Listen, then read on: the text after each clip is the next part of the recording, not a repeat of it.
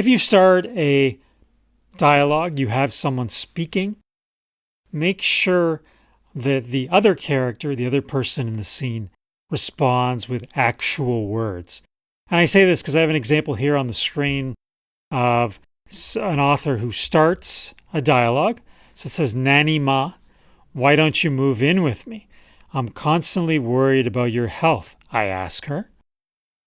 Right? So we would expect as a reader that we would get a quotation here, right? We would have like quotation marks and Nanny Ma would respond. But instead, the author summarizes. She says, in response, which is, kind of a big word, she complains about the neighbor's cat and the mindless gossip of the young women in her building. She talks about what she watches on TV and the book she's reading. She asks me about work and friends in Toronto, steering the conversation away from herself. I notice that she's avoiding telling me her true feelings. Her sad blue eyes betray her. So what we need here is if we're going to introduce direct dialogue, we need to have the responding character, the responding person, in this case Nanny Ma, actually say something in quotation marks. We want to hear her. So we would need the actual complaints about the neighbor's cat in quotation marks.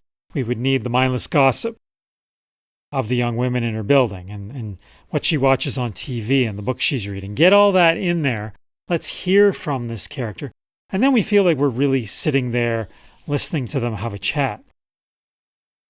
I mean, if it's not that important and you want to summarize it in this way, then that's fine, but that has to be intentional. And I find a lot of really beginning memoir writers, it's not intentional. They may not totally remember what Nanny Ma said, so they fall back on these summaries of dialogue. But if you can remember it, get it in there and let's hear her talk.